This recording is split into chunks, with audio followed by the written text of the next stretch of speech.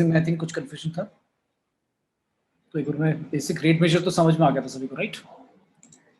Increasing decreasing में एक बार जल्दी से बताते जाओ कंडीशन। अच्छा, एक स्ट्रिक्टली इंक्रीजिंग होता है, एक इंक्रीजिंग होता है। मैंने क्या बताया था, इंक्रीजिंग क्या होता है? एक फंक्शन जिसमें, चलो मैंने एक ग्राफ बनाया, बताना मुझे कैसा है। जैसे हम ग्रेटेस्ट इंटीजर फंक्शन की बात करते हैं, ऐसा होता है ना। तो अगर मैं कहूँ ग्रेटेस्ट इंटीजर फंक्शन जो है वो कैसा फंक्शन है, इंक्रीजिंग है, डिक्रीजिंग है, तो क्या बोलेंगे? क्या बोलें इसके बारे में? इंक्रीजिंग है या डिक्रीजिंग है, या मतलब इसको अगर डिफाइन करना है कि इंक्रीजिंग डिक्रीजिंग, क्या बोले इसको? अच्छा, इंक्रीजिंग के लिए हमने क्या बोला था? लाइक कुछ डेफिनेशन में जैसे कंफ्यूजन हो जाता है, स्ट्रिक्टली भी आता है, इंक्रीजिंग भी आता है। कई बार क्या होता है, इंक्रीजिंग नहीं होता बट हम ये कह देते हैं नॉन डिक्रीजिंग है। तो बहुत सारे डेफिनेशन है, तो कई बार कंफ्यूजन हो जाता है। तो मैं एक बार मैं क्लियर कर रहा हूँ, देखो सारा। जब हमने बोला कोई फंक्शन इंक्रीजिंग है तो उसके लिए डेफिनेशन है। एक तो तरीका ये कि भाई एफ डैश एक्स आपका क्या होना चाहिए, ग्रेटर देन 0 आना चाहिए।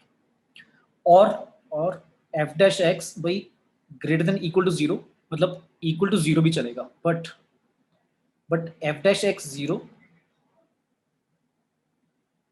should not form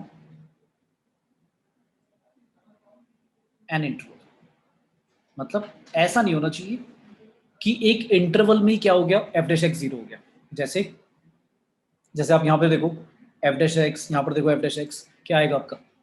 अगर हॉरिजॉन्टल लाइक अगर कोई टेंजेंट बन रही है तो उसका स्लोप कितना हो जाएगा, 0 हो जाएगा, राइट? तो अगर ऐसा हो गया कि एफ डैश एक्स आपका 0 आ रहा है, लेकिन वो एक पॉइंट नहीं, एक इंटरवल में आ रहा है, मतलब एक जगह जाकर वो कांस्टेंट हो गया, ऐसा जैसे मैंने बताया, ऐसे चल रहा है कोई ग्राफ। तो इसमें क्या हो गया, यहां से लेकर यहां तक, ए से लेकर बी तक क्या हो गया, फंक्शन कांस्टेंट हो गया। तो यहां पर जब डेरिवेटिव करूंगा तो क्या आएगा आंसर, 0 आएगा, राइट? तो इसका मतलब क्या हुआ कि इस इंटरवल में जो फंक्शन है वो नॉन इंक्रीजिंग है, मतलब अब मैं कहूंगा ना ही डिक्रीज हो रहा है ना ही इंक्रीज हो रहा है, कांस्टेंट हो गया।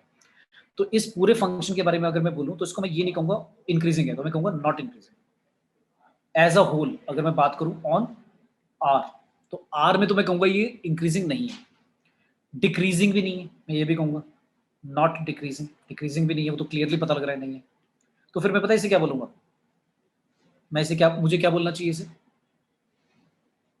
अगर इन दोनों में से मुझे आंसर लिखना तो मैं कहूंगा इंक्रीजिंग भी नहीं है और डिक्रीजिंग तो पक्का नहीं है, तो मैं कहूंगा इसे बस ये लिख दूंगा नॉन डिक्रीजिंग। क्योंकि कुछ कुछ बच्चों को लगेगा इंक्रीज तो हो रहा है सर, तो मैं कहूंगा इंक्रीज हो रहा है, लेकिन आपका जो कांस्टेंट आ रहा है जहां पर जिस इंटरवल में, वो एक इंटरवल फॉर्म कर रहा है। तो जैसे एक फंक्शन होता है हमारा एक्स क्यूब होता है ना, f x is equal to x cube. मुझे एक चीज बताओ, एफ डैश एक्स कितना आएगा इसका, 3x² आएगा। क्रिटिकल पॉइंट निकालो कि क्या आएगा, 0 आएगा। तो मुझे बता दो एफ डैश 0 आ गया हमारा क्रिटिकल पॉइंट। अब मुझे एक चीज बताओ, ये फंक्शन एक्स क्यूब क्या है, इंक्रीजिंग है या डिक्रीजिंग है? कह सकते हैं इंक्रीजिंग फंक्शन है? No sir. क्यों नहीं कह सकते भाई, इंक्रीजिंग है ही, इंक्रीजिंग ही तो है। बताओ क्यों नहीं? अगर आप कह रहे हो नहीं है इंक्रीजिंग तो उसका रीजन क्या है? क्या रीजन है कि इंक्रीजिंग नहीं है? मैं कहूंगा क्योंकि इंक्रीजिंग फंक्शन की डेफिनेशन थी कि एफ डैश एक्स क्या होना चाहिए, ग्रेटर देन 0 होना चाहिए, या फिर मैंने कहा था f dash x greater than equal to 0 होना चाहिए। बट ये जो 0 आ रहा है ये सिर्फ किसी एक पॉइंट पे चलेगा, इंटरवल नहीं बनना चाहिए। तो मुझे बताओ कोई इंटरवल ऐसा बना जहां पर पूरा का पूरा 0 आएगा एफ डैश एक्स, 0 को छोड़कर? No sir. नहीं हो ना। तो भाई देखो, 0 से पहले अगर आप टेंजेंट बनाओगे, 0 से पहले अगर टेंजेंट बनाओगे तो इसका स्लोप पॉजिटिव आएगा, 0 के बाद वाले पे भी बनाओगे पॉजिटिव आएगा, हर पॉइंट पे आएगा। और एग्जैक्टली 0 पे लोगे तो फिर 0 आ जाएगा, क्योंकि वो एक पॉइंट पे ऐसा हो गया कि फ्लैट सा हो गया, फिर उसके बाद इंक्रीज होने लग गया। तो अगर किसी पॉइंट पे एफ डैश एक्स 0 आ जाता है तो उसका मतलब ये नहीं है कि वो फंक्शन इंक्रीजिंग या डिक्रीजिंग नहीं है, चलेगा। तो इसलिए ये भी लिख देते हैं, ये भी लिख देते हैं। बट ये जो इक्वल टू वाला है ये टेक फॉर ग्रांटेड नहीं लेना, मतलब ऐसे नहीं लेना कि किसी इंटरवल में ही पूरा का पूरा 0 आ रहा है। ठीक है, क्लियर है भाई? ठीक है। तो अगर मुझे ग्रेटेस्ट इंटीजर फंक्शन के बारे में बोलना हो तो मैं इंक्रीजिंग नहीं बोलूंगा, ठीक है? और लेकिन मैं ये कह सकता हूं कि it is a non decreasing function, ठीक है? कि भाई x की वैल्यू बढ़ाने से आंसर या तो बढ़ेगा या कांस्टेंट रहेगा पर डिक्रीज नहीं होगा। जैसे एक और डेफिनेशन भी, एक तो हो गया डेरिवेटिव वाली डेफिनेशन, एक क्या होगी, सेकंड डेफिनेशन होगी कि if x1 is greater than x2, तो आपका जो fx1 आना चाहिए, देन fx1 जो आना चाहिए वो greater than equal to fx2 आना चाहिए। क्लियर? ठीक है भाई? Yes sir. ठीक है, इसमें भी इक्वल टू हटा दो कि इंटरवल ना फॉर्म करे, वो ग्रेटर देन ही आना चाहिए मतलब।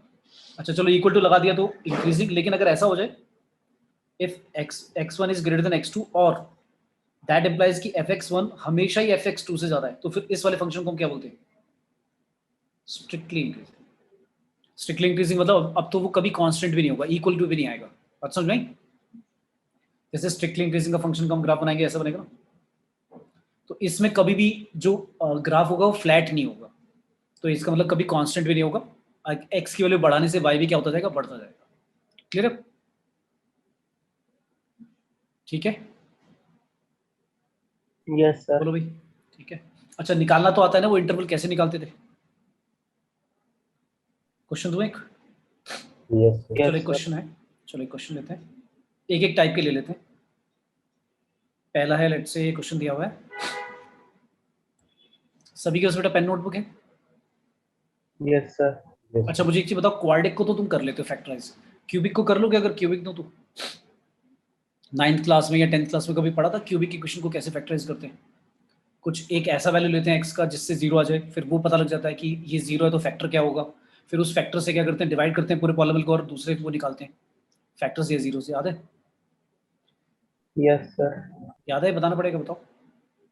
फैक्टराइज कर लोगे? चलो एक देता हूँ, चलो पहले क्यूब वाला ले लो, एक सिंपल सा। एफ एक्स दे रखा है 2x³ minus 9x² plus 12x plus का 29।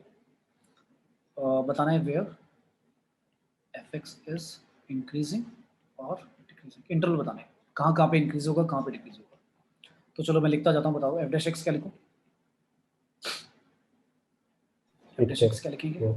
6x² माइनस का 18x प्लस का 12। ठीक है, फैक्टराइज करने के लिए भाई जो कॉमन आ रहा है तो कॉमन ले लो। ठीक है, फैक्टराइज करके क्या आ गया, x माइनस का 2 और x माइनस का 1। ठीक है, तो क्रिटिकल पॉइंट, अच्छा जीरो जो रखते हैं वो क्रिटिकल पॉइंट निकालने के लिए करते हैं, क्योंकि यहाँ तो मैक्सिमम मिनिमम होता है इस पॉइंट पे, तो उससे पहले और उससे आगे हमें देखना होता है। क्रिटिकल पॉइंट इसलिए बोलते हैं, इनका नाम भी क्रिटिकल पॉइंट इसलिए पड़ा है क्योंकि पहले और इनके बाद कुछ बिहेवियर चेंज हो जाता है, और यहाँ पर एग्जैक्टली जीरो आता है, यानी कि स्टेशनरी पॉइंट बोलते थे जहाँ पर मैक्सिमम या मिनिमम होता था। तो हमारा नंबर लाइन बनाया, फर्स्ट डेरिवेटिव टेस्ट ही कर देते हैं, इंक्रीजिंग डिक्रीजिंग के लिए तो फर्स्ट डेरिवेटिव ही है, सेकंड डेरिवेटिव करते हैं इसमें, वो तो मैक्सिमम मिनिमम के लिए। तो मैंने ले लिया 1 और ले लिया फिर 2, 1 पहले आएगा 2 बाद में। अब जल्दी से बता दो, माइनस इन्फिनिटी से 1 के बीच में नेगेटिव साइन देगा या पॉजिटिव देगा? पॉजिटिव। -1 से पीछे लिया तो दोनों नेगेटिव आएंगे, दोनों नेगेटिव है तो पॉजिटिव हो जाएगा, फिर पॉजिटिव आएगा, नेगेटिव आएगा और फिर पॉजिटिव आएगा, राइट? ऑल्टरनेट चलता है। अगर स्क्वायर वगैरह होता तो फिर क्या होता, उस क्रिटिकल पॉइंट के अबाउट सेम साइन आता है। तो इंक्रीजिंग कहाँ पर है? माइनस से लेकर 1। ठीक है, अच्छा अब मुझे बता दो 1 पर मैं क्या करूं, क्लोज ब्रैकेट बनाऊं या ओपन बनाऊं अगर सिर्फ इंक्रीजिंग है? ओपन क्यों यार, क्लोज नहीं कर सकता? क्लोज कर सकता हूं, दिखाऊं क्यों? क्योंकि क्यूबिक पॉलिनोमियल का जब नहीं हाँ जीरो आ जाएगा, लेकिन मैंने कहा था जीरो अगर आ जाए लेकिन एक इंटरवल फॉर्म ना हो, मतलब ऐसा ना हो कि 1 पे भी जीरो आ रहा है और आगे भी किसी पॉइंट पे भी जीरो आ रहा हो, ऐसा नहीं होना चाहिए। ये तो क्या होगा, जस्ट एक बार कर्व करेगा टच, मतलब जीरो होगा और उसके बाद फिर डिक्रीज या इंक्रीज होने लग जाएगा ना, तो चल जाएगा। ठीक है, चलो नॉर्मली वैसे अगर लाइक ऑप्शन में गिवन नहीं है तो आप नॉर्मली वैसे ही नॉर्मल वाला ओपन ब्रैकेट ही बना सकते हो, बट यहाँ पर मैं क्लोज बना सकता हूँ। क्लियर है? यूनियन 2 से लेकर इंफिनिटी। क्लियर है भाई? भाई देखो ना ग्राफ देखो इसका कैसा बनता है, ऐसा कुछ बनेगा ना, ऐसा ही होता है ना क्यूबिक पॉलिनोमियल का ग्राफ। तो आपका क्या हो रहा है, 1 पर जीरो आ रहा है, एक तो ये 1 नहीं है, मेरा लेफ्ट साइड पे चला गया तो -1 है, पर मैं मान रहा हूँ ये 1 है लेट्स से, और ये 2 है। तो 1 और 2 पर क्या आ रहा है आपका आंसर, जीरो आ रहा है। तो मैंने कहा था किसी एक पॉइंट पे जीरो हो, उसके पहले और उसके आगे कभी जीरो ना आ रहा हो, या तो नेगेटिव आ रहा हो या पॉजिटिव आ रहा हो, तो चल जाएगा वाला पॉइंट। ठीक है भाई, मतलब हम कह सकते हैं इंक्रीजिंग है। क्लियर है? ठीक है, लेकिन अगर स्ट्रिक्टली होता तो फिर मैं इंक्लूड करूंगा या नहीं करूंगा इन्हें? No sir. बस ठीक है, समझ में आ गया। स्ट्रिक्टली में क्योंकि जीरो भी नहीं आना चाहिए भाई, चाहे एक पॉइंट पे या आगे। सर अगर क्वेश्चन इंक्रीजिंग बोल रहा हो तो फिर ओपन इंटरवल लगाना फिर क्लोज। ओपन ही लगा देते हैं वैसे तो, लेकिन मैं वैसे बता रहा हूँ। लेकिन अगर कहीं लाइक ऑप्शंस में पूछा हो तुम्हारे से बताओ कि -∞ से 1 में क्या है, और एक ओपन ब्रैकेट हो एक क्लोज वाला हो, तो क्लोज वाले के लिए ठीक है। ठीक है, क्या? Yes sir. तो चलो ये पॉलिनोमियल वाला तो सबसे इजी है, मतलब कर ही लेते हैं सारे के सारे। मान लो ऐसा क्वेश्चन आ गया, fx दे रखा है, ये थोड़ा जेई लेवल का है, ध्यान से देख के करना। सब्स्टिट्यूशन करना है या डायरेक्टली डेरिवेटिव करना है, क्या करना है? क्वेश्चन दे रखा है 2x minus ten inverse x minus का log x plus root over 1 plus x square is बताना है। अच्छा, मोनोटोनिक फंक्शन क्या होता है? मोनोटोनस, मोनोटोनिक वर्ड भी लगा देते हैं। इसका मतलब क्या है कि सिर्फ इंक्रीज होना। मोनोटोनस मतलब हो गया कि भाई एक ही चीज होएगी, या तो इंक्रीज हो रहा होगा या डिक्रीज हो रहा होगा। तो इसने लिखा मोनोटोनिकली इंक्रीजिंग, सिर्फ इंक्रीज ही होता रहना चाहिए। ठीक है,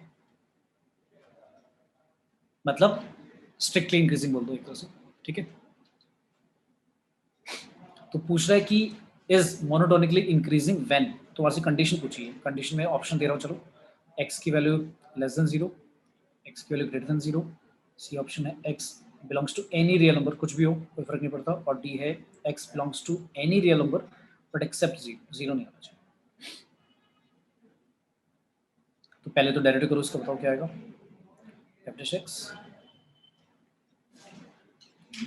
2x का 2 हो जाएगा, माइनस टेन इनवर्स एक्स का 1 plus 1/1 plus x square. Log का बताओ जल्दी से क्या आएगा डेरिवेटिव करके। लॉग एक्स का कौन सा, इसमें सब्स्टिट्यूशन करें या डायरेक्टली डेरिवेटिव करूं इसका? डायरेक्टली करें डेरिवेटिव। लॉग एक्स का क्या होता है भाई? 1/x, और जिसको माना है उसका डेरिवेटिव, तो ऊपर क्या आएगा? x का 1 आएगा, दूसरे का आएगा 1/2 रूट एक्स, और जिसको माना है फिर दोबारा 2x, 2 से 2 कट जाएगा। बता दो ये जो मैंने लिखा है ठीक है भाई, समझ आ रहा है?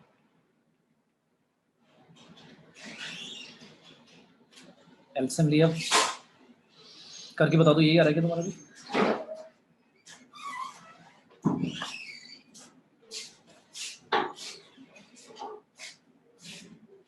अब यही है,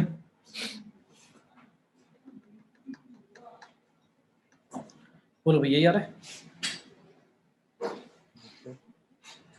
ठीक है, इसमें से न्यूमरेटर डिनोमिनेटर ये तो दिख रहा होगा तुम्हें, ये भी कट गया। क्या बचा अभी हमारा? 2 minus 1/1 plus x square minus का 1/रूट में 1 प्लस एक्स स्क्वायर। या अब इसको देख के हमें बताना है कि वेदर इट इज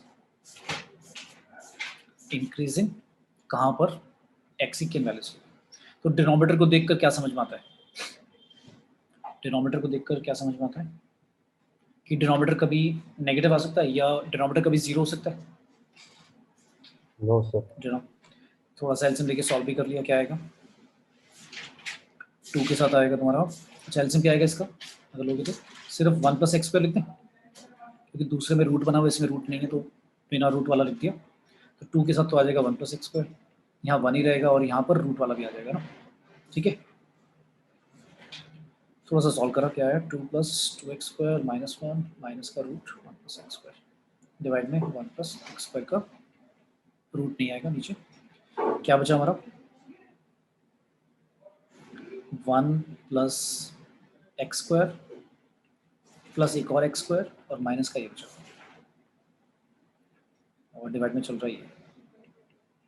अब सबसे पहले बताओ, इसने मैंने तो बोल दिया कि इंक्रीजिंग है मोनोटोनसली, किस वैल्यू के लिए। लेकिन अगर तुम्हारे से पूछा होता कि बताओ इंक्रीजिंग है या नहीं है, तो इसको देखकर समझ में आ रहा है कि ऑलवेज ग्रेटर देन 0 होगा। ऑप्शन बताना। कह सकते हैं ऐसे डायरेक्टली कि ऑलवेज इंक्रीजिंग, मतलब पॉजिटिव होगा, ऐसे बोल सकते हैं? बताओ भाई। Yes sir. कैसे कह सकता हूँ भाई इतना, मतलब देखकर एकदम ऑब्वियस। देखो ऐसे ऐसे समझेंगे। अब ये थोड़ा सा कॉम्प्लिकेटेड है कि समझना कि भाई ये पॉजिटिव ही होगा हमेशा। देखो कैसे, नीचे वाली वैल्यू को देखकर तो समझ में आ रहा है कि 1 से बड़ा ही आएगा या 1 आएगा मैक्सिमम, है ना। 0 तो कभी आएगा नहीं, नेगेटिव में तो जाएगा ही नहीं। रूट वाली वैल्यू भी हमारी हमेशा क्या होती है, पॉजिटिव होती है। 1 प्लस एक्स स्क्वायर में एक्स स्क्वायर कर रही हो तो वो भी पॉजिटिव आएगा, नेक्स्ट एक्स स्क्वायर है वो भी पॉजिटिव है, लेकिन ये बीच में माइनस आ गया। तो एक काम करते हैं, इन दोनों में से देखो मैंने जो 2x स्क्वायर था उसको मैंने ऐसे स्प्लिट करके लिख दिया, x square plus x square. इन दोनों में से कुछ कॉमन है, इन दोनों में से मैं root 1 plus x square common ले लेता हूँ, तो पता क्या बचेगा, 1 प्लस एक्स स्क्वायर का रूट बचेगा, माइनस का 1 बचेगा और प्लस एक्स स्क्वायर। ये ठीक है, ये ठीक है, ये मैंने समझाने के लिए ऐसा लिखा। अब देखो, अब समझो बात को। आप कह रहे हो कि ये वाले वैल्यू रूट जो लिखा है वो तो हमेशा पॉजिटिव होता है। यहाँ पर आप x की वैल्यू कुछ भी रियल नंबर ले लो, कोई भी रियल नंबर ले लो। तो लेट से मैंने क्या लिया, x की वैल्यू यहाँ पे क्या ली मैंने, 0 ले ली लेट से। अब 0 से मुझे बताओ कि डिनोमिनेटर 0 होगा या पॉजिटिव होगा। डिनोमिनेटर क्या आएगा भाई, पॉजिटिव। 1 आएगा, राइट, 1 आएगा। अच्छा, फिर नेक्स्ट अगर मैं 0 रखता हूँ तो ये कितना आएगा, ये 1 आएगा। ये कितना हो जाएगा, 0 0। 1 इंटू 0 क्या आएगा, 0 आएगा। 0 और plus plus plus plus x square, x की वैल्यू कितनी है, 0। तो 0/1 क्या आ जाएगा, हमारा आंसर 0 आ जाएगा। जब मैंने मोनोटोनिकली में बोला था क्या बोलता है, स्ट्रिक्टली, स्ट्रिक्टली नहीं भाई, ऐसा समझना कि बस डिक्रीज नहीं हो रहा, मतलब इंक्रीजिंग, मतलब इंक्रीज ही हो रहा है, नॉर्मल जो इंक्रीजिंग फंक्शन है हमारा। जब स्ट्रिक्टली वर्ड लिखा हो तो तभी मानना स्ट्रिक्टली, तो स्ट्रिक्टली में तो 0 भी नहीं आना चाहिए, है ना, क्लियर है। तो इसका मतलब 0 से हमारा आंसर वैसे 0 आ जाएगा, लेकिन अगर 0 नहीं लेते तो बाकी सभी वैल्यूज के लिए पॉजिटिव आएगा। एक बात क्लियर है। तो इसका मतलब फिर आंसर इनमें से क्या होना चाहिए, बता दो। तो 1 नहीं आता आंसर नीचे। नीचे, हाँ नीचे 1 आ रहा है, लेकिन ऊपर तो 0 आ रहा है हमारा जब हमने सॉल्व किया। प्लस एक्स स्क्वायर भी है तो 1 आ जाएगा। एक सेकेंड, कैसे कैसे कैसे, अगर हम x के लिए 0 पुट करते हैं तो आएगा 1, ये आएगा 1 माइनस 1, ओके सर, ओके 0 का डिवाइड बाय 1 प्लस 0, भाई 0 तो आएगा, ठीक है। यस। तो इसका मतलब ये है कि हर एक रियल नंबर के लिए मतलब 0 तो ठीक है आ सकता है, लेकिन ये बात समझ में आई ना कि हमेशा पॉजिटिव मतलब नेगेटिव क्यों नहीं होगा, ठीक है। तो ये ऑलवेज क्या चल रहा है हमारा, ग्रेटर देन इक्वल टू 0 चल रहा है। एक पॉइंट पे क्या होगा, 0 होगा। अब सोच के बताओ, मैंने कहा था 0 किसी और मतलब पॉइंट पे या इंटरवल में नहीं होना चाहिए, तो कभी और 0 आएगा इसका आंसर, ऐसे सोचो, कभी और आंसर 0 आएगा इसका, ये सिर्फ इसी वैल्यू के लिए आएगा, सिर्फ इसी के लिए, राइट, ठीक है। क्योंकि और x की वैल्यू में कुछ भी लूंगा तो हमेशा पॉजिटिव आएगा, क्योंकि नेगेटिव भी लूंगा तो स्क्वायर होकर पॉजिटिव बन जाएगा, ज्यादा हो जाएगा, राइट। बात समझ में आ गई, बोलो भाई, सभी को क्लियर है।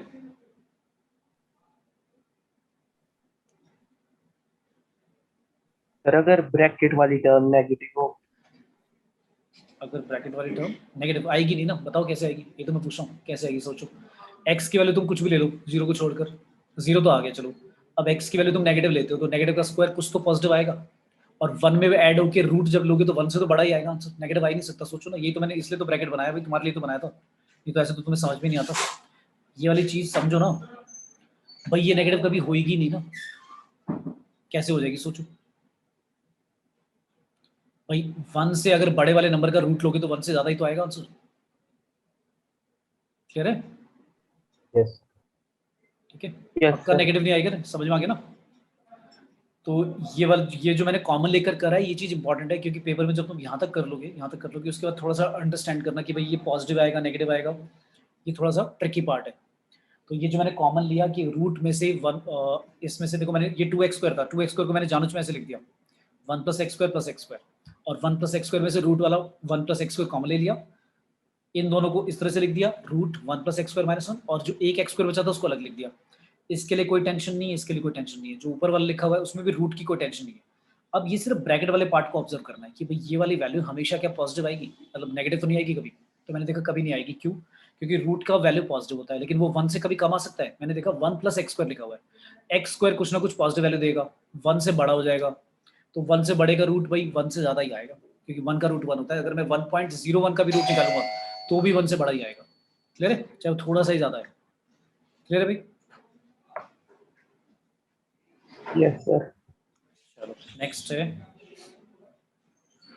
क्वेश्चन दिया, लेट्स से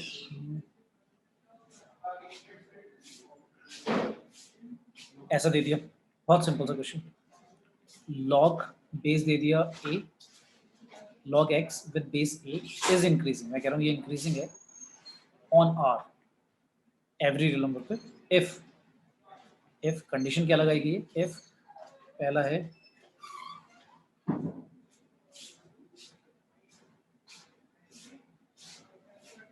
अच्छा मुझे बताओ log x डिफाइन कब होता है? 0 to 1.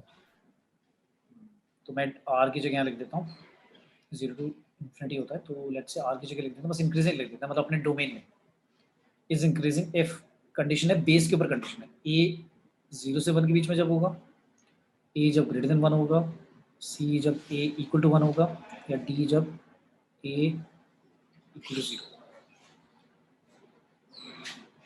इन चार में से क्या ऑप्शन ठीक होगा? तुम्हें याद है log x का जब हम ग्राफ बनाते थे तो उसमें कौन से वाला इंक्रीजिंग होता था? ये दो तो केस होते ही नहीं थे, ये तो वैसे ही रूल आउट कर दिए। 0 से a के बीच में जब होगा तब, या जब a 1 से भी बड़ा होगा।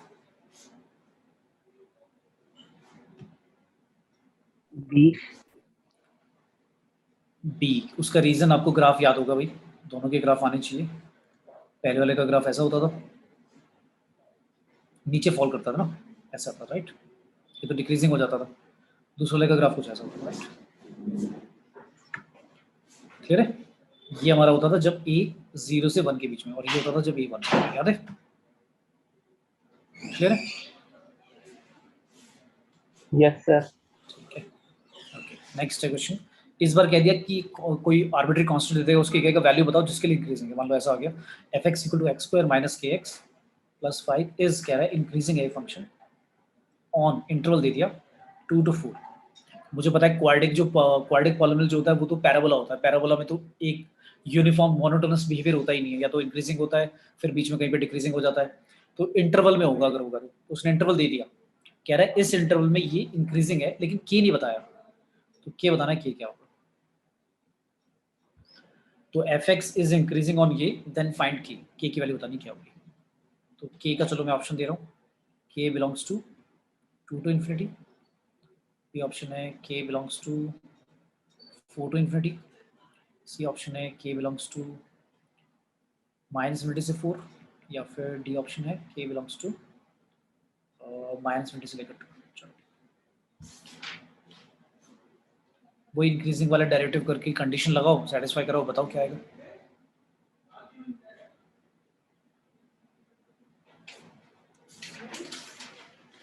डेरिवेटिव करो, बताओ क्या आएगी वैल्यू। डेरिवेटिव करो क्या आएगा हमारा, सर 2x माइनस के आएगा ना, ठीक है। अब जो x है वो कहाँ से कहाँ तक लाई करता है, x आप कह रहे हो 2 से लेकर 4 तक चलेगा, तो सर k की बी वैल्यू फिर कहाँ से कहाँ तक, बी ऑप्शन आ रहा है। क्योंकि रीजन आप ऐसे कह दोगे कि ये क्या होना चाहिए, ग्रेटर देन 0 होना चाहिए, यानी कि आप कह रहे हो k जो होना चाहिए लेस देन 2x होना चाहिए ना। अब आराम से सोच के बताओ जल्दी से, बी ऑप्शन ही है या चेंज करोगे? सर सी। सी पक्का, माइनस इन्फिनिटी से 4 पक्का ना? हाँ, यस सर। रीजन देखो, रीजन क्या है भाई, x की वैल्यू 2 से 4 है और k की वैल्यू आप कह रहे हो 2x से भी कम होनी चाहिए। x की वैल्यू अगर मैं मिनिमम लेता हूँ कितनी, 2, तो 2 इंटू 2 कितना हो जाएगा 4। तो पहला मतलब अगर मैं 2 से स्टार्ट, मतलब x की वैल्यू अगर 2 लेकर करता हूँ तो x मैं कहूँगा k लेस देन क्या होना चाहिए, 4 से कम आना चाहिए। और अगर मैं 4 लेता हूँ x की वैल्यू तो k क्या आएगा, लेस देन 8 आएगा। तो अब सोच के बताओ k लेस देन 4 और k लेस देन 8 में से सिग्निफिकेंट ज्यादा कौन है। मैं कहता हूँ तुम्हारे पास जो पैसे हैं, मैं गेस कर रहा हूँ, मैं कह रहा हूँ 10 रुपीज से कम है, फिर मैं कह रहा हूँ तुम्हारे पास जो पैसे हैं वो 50 रुपीज से कम है, तो ज्यादा दोनों बातें सच हैं, ये वाली बात भी सही है, वो वाली बात भी सही है। तो ज्यादा जो सिग्निफिकेंस है बात का वो ये होगा ना 10 से कम है, क्योंकि अगर 10 से कम होगी तो 50 से कम तो हो ही जाएंगे। बात समझ आई? ठीक है यस भाई, x की कोई भी वैल्यू के लिए आपने एक्सट्रीम वैल्यूज ले ली, बीच वाली वैल्यू लेने का फायदा ही नहीं है। तो आपने कहा कि k भाई 4 से भी कम होना चाहिए और k 8 से भी कम होना चाहिए, क्योंकि सभी x की वैल्यूज के लिए वैलिड है। तो k अगर 4 से कम है और 8 से कम है तो ज्यादा जो बात लाइक वजन है बात का वो क्या है, k लेस देन 4। तो k लेस देन 4 किस में आ रहा है भाई, इसमें आ रहा है। क्लियर हो गया? ठीक है, इस तरह से हम कांस्टेंट की वैल्यू निकालेंगे। क्लियर है भाई सबको? बोलो भाई, किसी को डाउट है तो इसमें? ठीक है, अब ऐसा आ गया भाई, बहुत ही हायर डिग्री आ गई पॉलीनोमियल की। ऐसा आ गया, मान लो एफ एक्स दे रखा है x square 9 plus 3x square 7 plus 64 is increasing on, अब ये नहीं बता रहा मैं कहाँ पे इंक्रीजिंग हो गए, तुम बता दो, मैं ऑप्शन भी नहीं दे रहा हूँ। बहुत ईजी क्वेश्चन है, जल्दी से बता दो कि ये इंक्रीजिंग है, अगर है तो कहाँ से कहाँ तक में इंक्रीजिंग होगा।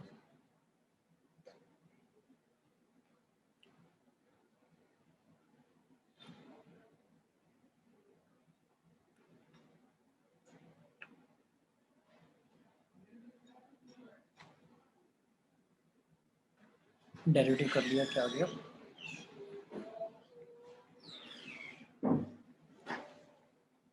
ये आ गया। फिर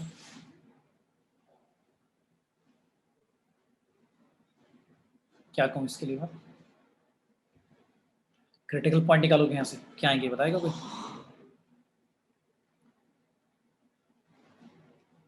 अगर मैं क्रिटिकल पॉइंट निकालूँ क्या आएंगे इसके? 0। क्रिटिकल पॉइंट 0 आएगा। ठीक है, ठीक है, फिर 0 आ गया, बिल्कुल ठीक है। Sir increasing everywhere. क्योंकि भाई 0 तुम्हारा क्रिटिकल पॉइंट आया, कॉमन में तो 0 पे तो आंसर 0 आ जाएगा। मैंने कहा था एफ डैश एक्स की वैल्यू ग्रेटर देन 0 होती है इंक्रीजिंग के लिए, पर 0 भी कभी आ रहा हो तो चल जाएगा, लेकिन उसी एक पॉइंट पे ऐसा होना चाहिए कि 0 आ रहा है। ऐसा नहीं होना चाहिए कि लेफ्ट में और राइट में भी उसके आ रहा हो 0, किसी और पॉइंट पे इंटरवल फॉर्म नहीं होना चाहिए बस। तो फिर मैं कह देता हूँ इंक्रीजिंग है। तो अब आपने देखा कि अगर आप 0 से कम में लोगे तो भी पॉजिटिव आ जाएगा आंसर एफ डैश एक्स का, राइट में भी पॉजिटिव आ जाएगा, इवन पावर है, तो आप कहोगे इंक्रीजिंग ऑन एवरी जीरो। ठीक है, क्लियर है भाई सबको? यस तो ध्यान रखना, इंक्रीजिंग के लिए जो कंडीशन होती है, मतलब वो कंफ्यूजन हो जाता है बच्चों में कि ग्रेटर देन 0 लेना है या ग्रेटर देन इक्वल टू 0। तो ऐसे याद रखना, greater than equal to 0 strictly में तो लेते ही नहीं है, स्ट्रिक्टली में तो 0 भी नहीं आना चाहिए। 0 सिर्फ तब लेंगे हम इंक्रीजिंग के लिए कि अगर वो सिर्फ किसी पर्टिकुलर पॉइंट पे आ रहा हो, उसके लेफ्ट राइट में ना आ रहा हो। मतलब जैसे कर्व होती है ना, कर्व में क्या होता है, थोड़ा सा लाइक बिहेवियर, लाइक जो अप डाउन होता है, बम्प बनता है, तो बम्प में तो ये होता है कि इस पॉइंट के बाद वो डिक्रीज ही होना स्टार्ट हो जाता है। पहले इंक्रीज हो रहा था, फिर डिक्रीज होना स्टार्ट हो गया, इसमें तो चेंज ही हो गया बिहेवियर। लेकिन कई बार ऐसी बम्प होती है कि बस वो इंस्टेंटली क्या होता है, उसी डायरेक्शन में दोबारा मुड़ जाता है। जैसे मैंने बताया था एक्स क्यूब का ग्राफ, एक्स क्यूब का ग्राफ यहाँ पर फ्लैट हो गया, लेकिन फिर नीचे जाने लग गया दोबारा। तो वो जो 0 पर वो मतलब एक पॉइंट पे ऐसा हो गया कि आंसर एफ डैश एक्स का क्या आएगा, 0 आएगा, लेकिन बाकी लेफ्ट और राइट में 0 नहीं है। तो अगर ऐसा नहीं है तो फिर मैं कह दूंगा भाई इंक्रीजिंग है। लेकिन अगर ऐसा ग्राफ होगा तो फिर नहीं कहेंगे। जैसे ग्रेटेस्ट इंटीजर फंक्शन का ग्राफ है, उसको मैं नहीं कहूंगा कि इंक्रीजिंग है, उसको तो मैं कहूंगा ना तो इंक्रीजिंग है, हाँ, लेकिन ये कह सकता हूँ कि डिक्रीजिंग पक्का नहीं है। इंक्रीजिंग नहीं है लेकिन डिक्रीजिंग भी नहीं है। ठीक है ना, क्लियर है? मतलब कोई कहे कि इंक्रीजिंग नहीं है तो पक्का क्या डिक्रीजिंग होगा, ऐसा भी नहीं है। क्योंकि जो फंक्शन ऐसे होते हैं, जैसे मैंने बताया ग्रेटेस्ट इंटीजर फंक्शन, वो डिक्रीज तो नहीं हो रहा, मतलब हर एक्स की वैल्यू बढ़ाने से या तो आंसर बढ़ जाता है या फिर इक्वल आ जाता है कभी कभी। लेकिन ऐसा नहीं होता कि एक्स की जो वैल्यू आप बढ़ा रहे हो उससे आंसर वाई की वैल्यू कम हो जाए, ऐसा नहीं है। तो ऐसा होगा तो फिर तो वो डिक्रीजिंग होना स्टार्ट हो जाएगा। तो मैं ये कहूंगा डिक्रीजिंग नहीं है पर इंक्रीजिंग भी नहीं है।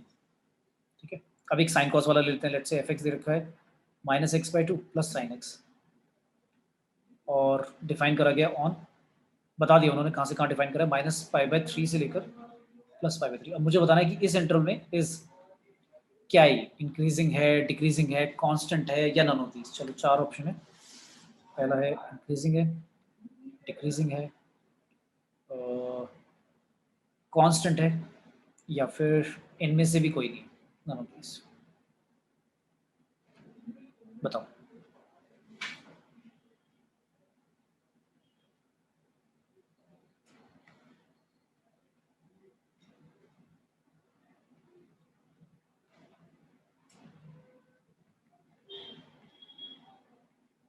ये आ गया।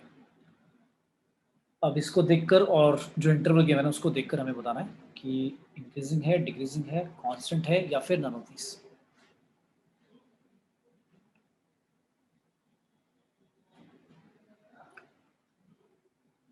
बताओ।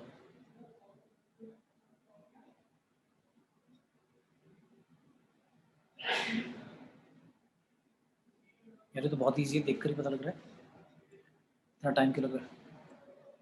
-π/3 से +π/3 के बीच में बताना है हमें। तो पहले क्रिटिकल पॉइंट निकाल लो इसका, क्या आएगा। अच्छा एक बच्चे ने, देखो मैं थोड़ा सा इसको बताता हूँ पहले, चलो तुम आंसर बता दो, फिर मैं उसके 2-3 तरह से करूंगा, बताना कि कौन सा तरीका सही है, क्योंकि इसमें कई बच्चे कंफ्यूज हो जाते हैं कि कैसे करें इसे solve। बता दो आंसर क्या है, इंक्रीजिंग है, डिक्रीजिंग, कांस्टेंट या नॉन ऑफ दीस। कांस्टेंट तो नहीं है, साफ समझ में आ रहा है कि एक्स की वैल्यू डिफरेंट डिफरेंट इंटरवल लेने पे चेंज होएगा आंसर। इंक्रीजिंग। इंक्रीजिंग है, ओके। अब एक बच्चे ने ध्यान से देखना ऐसे किया, उसने क्या किया, बहुत जल्दी लग रही थी उसको, उसने क्या करा, π/3 -π/3 और +π/3 के बीच में इस इंटरवल में लेना है ना, उसने इस इंटरवल में कोई भी एक वैल्यू ले ली, कोई भी वैल्यू लेट्स से 0 ले ली, 0 पुट करा यहाँ पर, cos 0 1 हो गया और -1/2 से आंसर पॉजिटिव आ गया, तो पॉजिटिव देखते उसने कह दिया इंक्रीजिंग है। पर ये तरीका क्या है, रॉन्ग है। इसमें आंसर सही आया लेकिन ये तरीका रॉन्ग है। तरीका रॉन्ग क्यों है, क्योंकि जब तक मैं क्रिटिकल पॉइंट नहीं निकालूंगा इसका, इसमें मैंने क्रिटिकल पॉइंट निकाला, कितना आया, क्रिटिकल पॉइंट आया एक्स की वैल्यू कितनी आ गई, π/6 आ गई, राइट, π/6 आ गया, π/3 आया,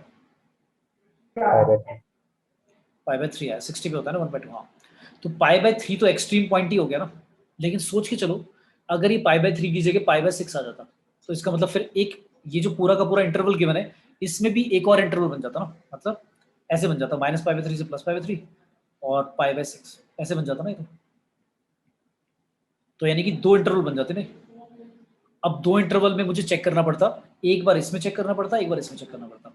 अभी तो मैंने क्या करा, जिस बच्चे को मैंने कहा कि जिस बच्चे ने ऐसे करा, उसने इसके बीच में 0 ले लिया, 0 लगाकर टेस्ट करा तो पॉजिटिव आ गया, उसने कह दिया इंक्रीजिंग है, पर ये तरीका रॉन्ग है। पहले उसको क्या करना चाहिए था, क्रिटिकल पॉइंट निकालना चाहिए था। क्रिटिकल पॉइंट क्योंकि इन दोनों के बीच में कुछ आया नहीं, इसलिए मैंने कह दिया वो यूनिफॉर्म इंटरवल है एक ही, क्योंकि अगर इन दोनों के बीच में, मैंने कहा था क्रिटिकल पॉइंट का इंपॉर्टेंस ये होता है, क्रिटिकल इसलिए बोलते हैं उसको क्योंकि उस पॉइंट से लेफ्ट पे या राइट पे बिहेवियर चेंज हो सकता है, इंक्रीजिंग से डिक्रीजिंग, डिक्रीजिंग से इंक्रीजिंग। लेकिन इन दोनों के बीच में अगर कोई क्रिटिकल पॉइंट आया ही नहीं, इसका मतलब है जो आप इंटरवल ले रहे हो वो ले लो और उस इंटरवल में टेस्ट कर लो, क्योंकि जो पॉइंट आया एक्स की वैल्यू वो एक्सट्रीम वाला वैल्यू आ गया। एक्सट्रीम वाला वैल्यू का मतलब है इन दोनों इंटरवल जो -π/3 से π/3 गिवन है, इसके बीच में हर पॉइंट पे बिहेवियर जो रहेगा वो सेम रहेगा, क्योंकि इन दोनों के बीच में कोई क्रिटिकल पॉइंट नहीं निकला, इस वजह से। क्लियर है, ठीक है। और इन दोनों के बीच में हमने कोई भी वैसे वैल्यू ली, जैसे 0 लिया या कुछ और लिया, तो उससे पता लग गया कि हाँ भाई पॉजिटिव आ रहा है आंसर, इंक्रीजिंग। क्लियर हो गया। तो ये तरीका वैसे रॉन्ग है कि अगर आप सिर्फ एक पॉइंट लेकर टेस्ट कर देते हो, पहले आपको क्रिटिकल पॉइंट निकालना, ये चीज याद रखनी है, ठीक है भाई, ठीक है। नेक्स्ट है, लेट्स से ऐसा आ गया, f(x) = x³ - 9kx² + 27x + 30 is increasing on r if condition बतानी है k की वैल्यू क्या होगी। पहला ऑप्शन है -1 से 1 ऐसे, बी ऑप्शन है k की वैल्यू <-1 और k की वैल्यू >1, सी ऑप्शन है 0 से 1 के बीच में, या फिर डी है -1 से 0। पहले तो डेरिवेटिव करो इसका, क्या आएगा, 3x² माइनस का 18kx प्लस का 27, इनमें से भी क्या कॉमन है, 3 कॉमन है, x² माइनस 9kx प्लस का 9 की जगह सॉरी 6 आएगा, ये आ गया। अब क्या करें, अब हमें बताना है कि k की किस वैल्यूज के लिए ऑलवेज क्या होगा, इंक्रीजिंग होगा ऑन r। तो मतलब ये जो आंसर आया है कि f(x) > 0 रखना पड़ेगा, तो बेसिकली 3 टाइम्स x² - 6x + 9 को > 0 रखना है फॉर इंक्रीजिंग फंक्शन। f(x) क्या होना चाहिए, > 0 होना चाहिए। अब इसको बताओ कैसे सॉल्व करेंगे, kx नहीं लिखा मैंने,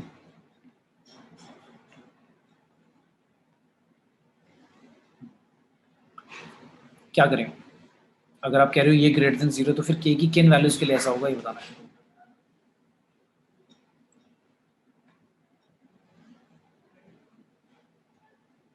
बताओ भाई,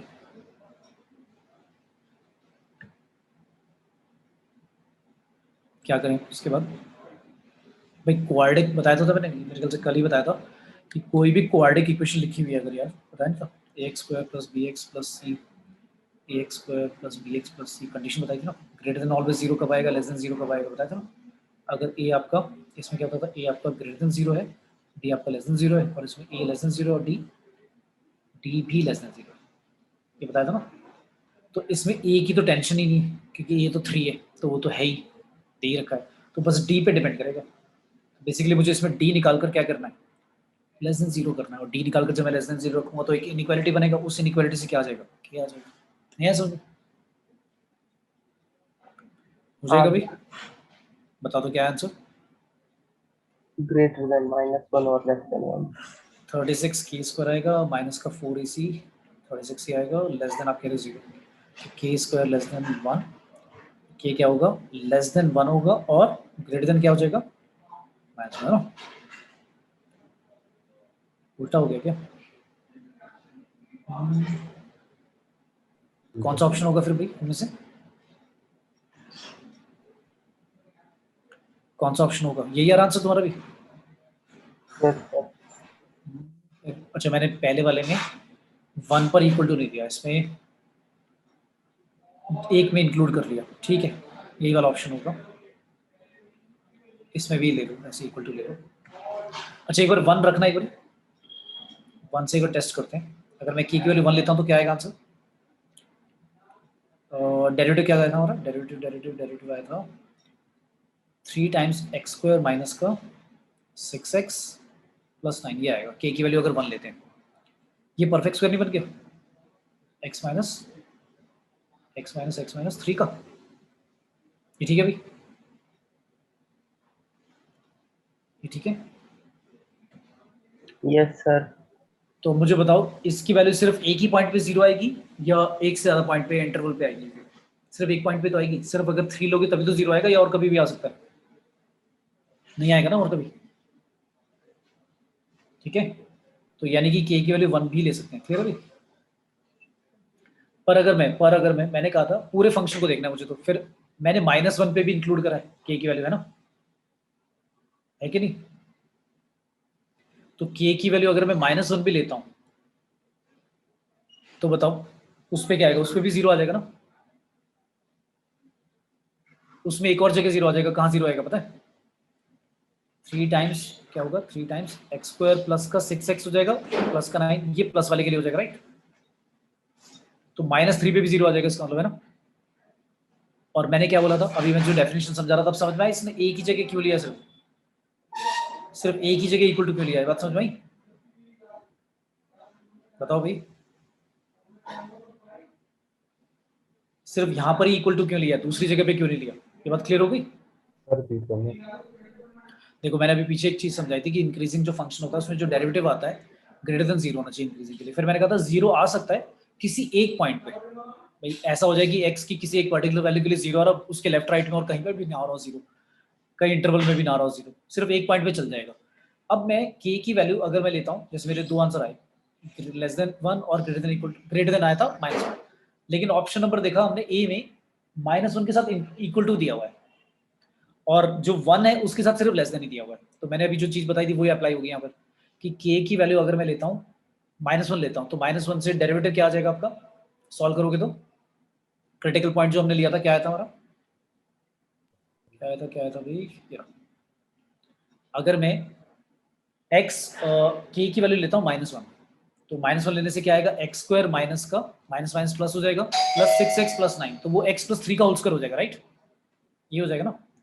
अगर आप k की वैल्यू लेते हो -1 तो आपका आंसर आएगा 3 times x square plus 6x plus 9, और ये किसका होल स्क्वायर बन गया, x प्लस 3 का। और अगर k की वैल्यू आप 1 लेते हो तो 3 times x square minus 6x plus 9, ये बन जाएगा आपका x माइनस 3 का होल स्क्वायर। तो मुझे सोच के बताओ, इसमें जो 0 है वो 3 पर भी आ जाएगा, और इसमें जो 0 है वो -3 पे भी आ जाएगा। तो अगर मैं दोनों k की वैल्यू पॉसिबल बोल देता हूँ तो फिर ये गड़बड़ हो गया ना, क्योंकि -3 पे भी 0 आ जाएगा, 3 पे भी 0 आ जाएगा, तो फिर पूरे r में मैं ये नहीं कह पाऊंगा कि पूरा इंक्रीजिंग है, राइट, याद है?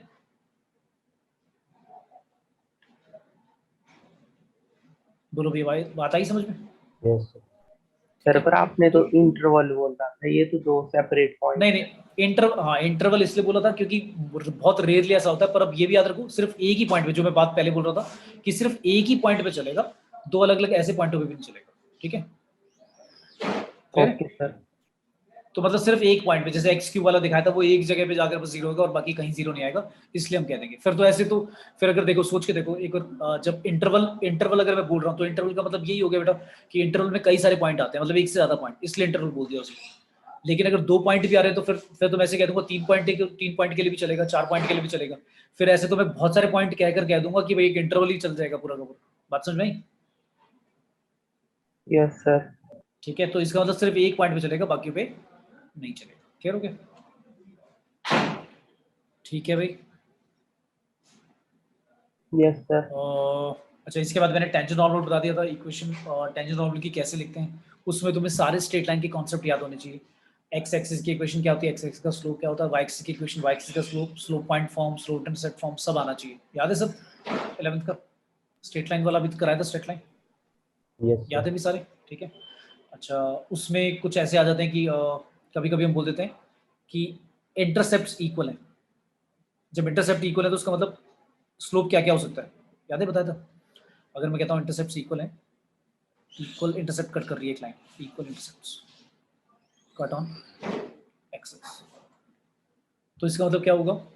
अगर मैं बोल रहा हूँ इक्वल इंटरसेप्ट है, तो माइनस तो इक्वल इंटरसेप्ट का मतलब है उनकी लेंथ और वो जो वैल्यू है वो भी सेम है ना, इक्वल इंटरसेप्ट। तो इसका मतलब क्या होगा? ए और बी दोनों सेम है, ये कह रहे हो ना?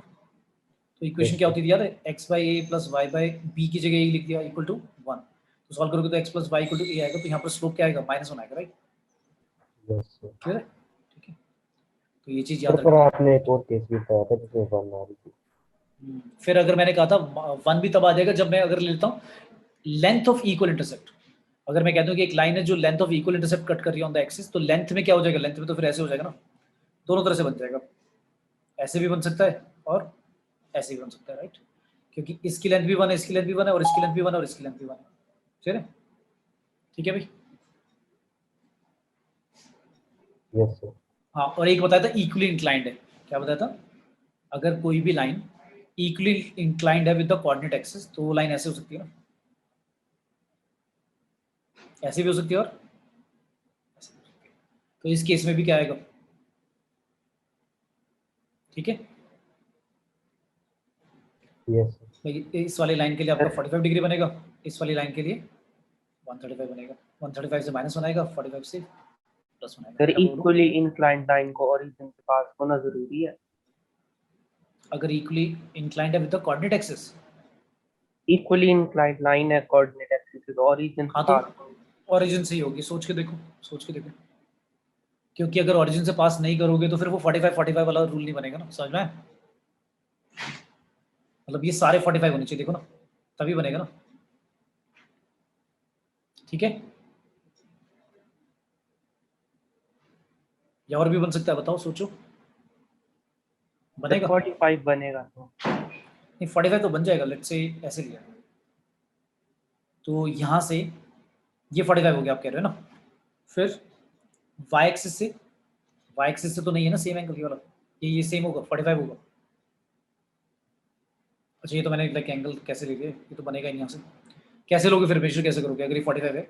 अब बताओ, वाई एक्सिस से एंगल कैसे बोले इसको? जहाँ पर इंटरसेप्ट है वहां से। यहाँ से, राइट? Yes sir. तो यहाँ से भी, हाँ यहाँ से भी आ जाएगा भी, जरूरी नहीं है, क्योंकि ऐसे ले लेंगे फिर, ये वाला हो गया, क्योंकि ये 45 है तो ये वर्टिकली ऑपोजिट 45 है, फिर ये भी 90 होगा, तो यहाँ से भी ले सकते हैं, ठीक है? तो फिर लाइक जरूरी नहीं कि ओरिजिन से पास होगी, टेढ़ी मेढ़ी भी जा सकती है, ठीक है? क्लियर? Okay sir. तो ये याद रखना है, क्योंकि इसमें +-1 की गड़बड़ हो जाती है कि कब +1 लेना है, कब दोनों ले सकते हैं, ठीक है? तो ये याद रखना। ओके, नेक्स्ट है तुम्हारा एक, 2 टॉपिक मैंने शायद पढ़ाए थे तुम्हें, जब पहले पढ़ाए थे, रूल्स थ्योरम और मीन वैल्यू थ्योरम, याद है? तो तुम्हारा स्कूल वाले सिलेबस में तो नहीं आया होगा, पढ़ी है rules theorem, mean value theorem? Yes sir. Lagrange's mean value theorem बोलते हैं, LMVT। तो रोल्स थ्योरम और मीन वैल्यू थ्योरम, पहले मीन वैल्यू थ्योरम पढ़ लेते हैं, क्या कहती है, जल्दी से सुन लो ये भी।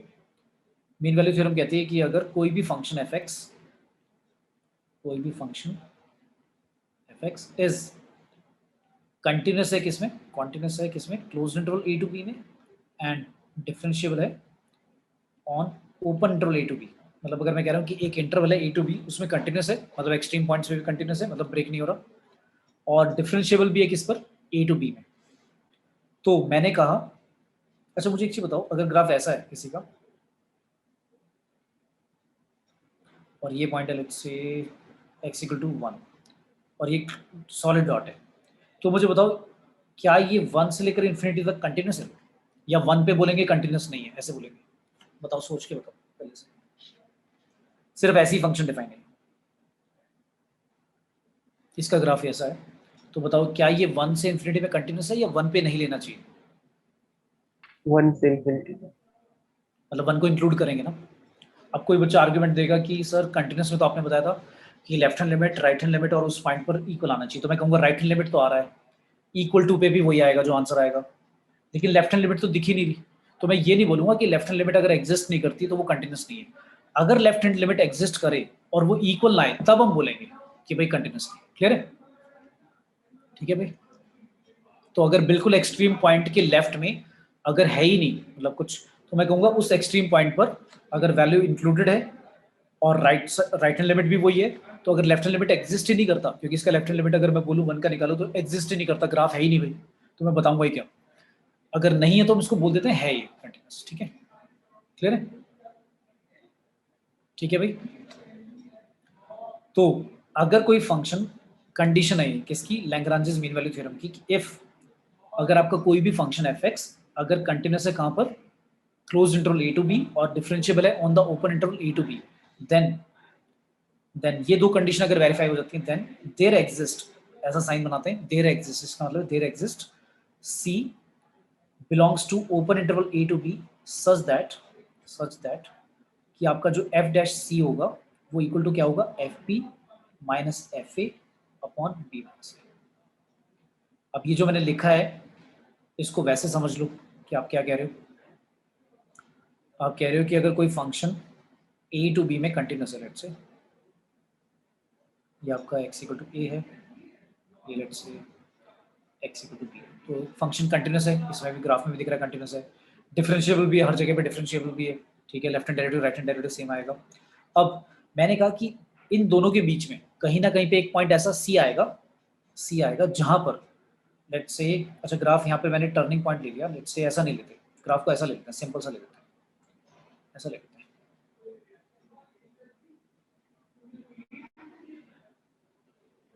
वो तो स्पेशल केस बन जाएगा रूल्स थ्योरम का। तो लेट्स से ग्राफ ऐसा है, सिर्फ इंक्रीज ही हो रहा है, ऐसा ग्राफ है, तो ये कंटिन्यूस है ए टू बी, हाँ कंटिन्यूस है। फिर मैं कहूँगा डिफरेंशिएबल है, हाँ डिफरेंशिएबल भी है। अब मैं कहता हूँ कि अगर किसी भी पॉइंट पर ए से बी के बीच में एफ डैश सी निकालेंगे, तो एफ डैश एक्स मान लो, पहले एफ डैश एक्स निकालेंगे, तो एफ डैश एक्स का मतलब हो गया किसी भी पॉइंट पर आप क्या कर रहे हो, टेंजेंट का स्लोप निकाल रहे हो। तो लेट्स से ये पॉइंट सी है, तो इस पॉइंट पे जो टेंजेंट का स्लोप होगा that means F dash x या एफ डैश सी, क्योंकि एक्स की वैल्यू हमने सी ले ली, जो कि ए से बी के बीच में है, तो उसकी वैल्यू कैसे निकालेंगे, f b minus f a upon b minus a. और ये बात भी समझ में आ गई होगी तुम्हें कैसे क्यों लिया। क्लियर है? क्लियर है भाई? क्यों ले रहे हैं सर? क्योंकि आपको पता होगा फॉर्मूला जो होता था किसी डिफरेंशिएट करने का, क्या होता था, y2 minus y1 upon x2 minus x1, यही होता था ना। Yes sir. तो वही तो करा हमने, डेरिवेटिव को वही तो लिखा है, y2 minus y1 upon x2 minus x1। Clear है? यस। ठीक है? अब इसका एक स्पेशल केस बन जाता है, क्या, रोल्स थ्योरम। रोल्स थ्योरम क्या कहती है? रोल्स थ्योरम कहती है कि अगर fx क्या है, कंटिन्यूस है क्लोज्ड इंटरवल में, और fx is differentiable on open interval, और इसमें एक और थर्ड कंडीशन ऐड कर दी, क्या, स्पेशल केस बन गया भाई, कि एफ ए और एफ बी इक्वल भी, अगर एफ ए और एफ बी अगर इक्वल भी है, जैसे उसमें तो इक्वल नहीं था एफ ए और एफ बी, तो बीच में कोई एक पॉइंट पर हम डिफरेंशिएट करेंगे तो इस तरह से निकलेगा। अब मैं कह रहा हूँ कि एफ ए और एफ बी अगर इक्वल भी है, तो इसका मतलब ग्राफ कुछ ऐसा ले लेते हैं, लेट्स से यहाँ से स्टार्ट हुआ, लेट्स से ये था और ये था बी, या तो ग्राफ ऐसा होगा या नीचे से ऊपर जा रहा होगा, दोनों में से कोई सा भी ले लो। अब सोच के देखो, जब ऐसा हो जाएगा कि x की वैल्यू a पर y की वैल्यू जो है और x की वैल्यू b पर भी जो y की वैल्यू है वो सेम अगर है, तो ग्राफ आगे जाकर अगर y की वैल्यू सेम आ रही है तो इसका मतलब वो टर्न हुआ होगा, है ना, टर्न हुआ होगा, टर्न जहां से भी हुआ होगा वो कहीं ना कहीं पर एक ऐसा पॉइंट होगा सी जो ए और बी के बीच में आएगा। ये बात भी क्लियर है भाई? जो पॉइंट होगा टर्न होके जो आया होगा वो ए और बी के बीच में ही आएगा। तो उस पॉइंट पर अगर मैं एफ डैश एक्स निकालूंगा या एफ डैश सी कहूँ तो आंसर जीरो ही तो आएगा। क्यों? क्योंकि जहां पे टर्न होगा वहां पर जो टेंजेंट का स्लोप होता है वो क्या होता है? जीरो होता है, राइट? तो there exist c belongs to a to b, a से बी के बीच में होगा ओपन इंटरवल में, सच दैट कंडीशन क्या है कि एफ डैश सी जो होगा इस बार वो किसके इक्वल होगा?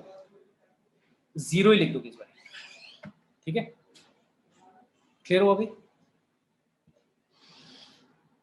Yes sir. ठीक है, तो ये एक स्पेशल केस हो गया लैग्रांजेस मीन वैल्यू थ्योरम का। इसको रोल्स थ्योरम बोल दिया कि अगर एफ ए और एफ बी थर्ड कंडीशन भी सेटिस्फाई हो जाती है तब हम ऐसा बोलेंगे कि आपका जो एफ डैश सी होगा वो जीरो आएगा। वैसे तो तुम वैसे भी देख लो, अगर तुम इस फॉर्मूले में ही, इस वाले फॉर्मूले में ही अगर एफ बी और एफ ए आप कह रहे हो सेम है तो ऊपर जीरो आएगा, तो एफ डैश सी जीरो हो जाएगा। तो दोनों सेम ही है, बस थोड़ा सा उसमें हमने स्पेशल केस बना दिया कि अगर टर्न होके आ रहा है तो वहां पर कहीं ना कहीं पे एक पॉइंट ऐसा होगा जहां पर जो टेंजेंट बनेगी वो parallel to the x axis बनेगी, इसलिए स्लोप जीरो है। ठीक है, तो ये दो छोटी छोटी थ्योरम्स हैं, ये याद रखना, इन पे भी क्वेश्चंस आ जाते हैं। फिर इसके बाद जब मैंने मैक्सिमम मिनिमा कराया था मैंने कहा था आप वो सारे एरियाज वॉल्यूम वो सब याद रखोगे। फिर एक आता है लोकल मैक्सिमा और लोकल मिनिमा। इसके अलावा एब्सोल्यूट मैक्सिमा और मिनिमा में क्या डिफरेंस है? एक होता है लोकल मैक्सिमा मिनिमा, मिनिमा, और एक होता है हमारा एब्सोल्यूट मैक्सिमा और मिनिमा। तो दोनों में डिफरेंस क्या है? भाई लोकल मैक्सिमा मिनिमा तो ऐसे है, जैसे लोकल मैक्सिमम मिनिमा तो एक से ज़्यादा भी हो सकते हैं, मतलब ऐसे ग्राफ ऐसे चल रहा है तो इसमें क्या हो रहा है? ए पॉइंट पर, बी पॉइंट पर, सी पॉइंट पर, तीनों पे क्या है? लोकल मैक्सिमा है। ठीक है, मान लो ग्राफ यहीं तक ही है, लेट्स से, या चलो थोड़ा सा और नीचे कर देता हूँ, ऐसे यहाँ तक ले। अब बताते जाना मुझे, लेट्स से ये है,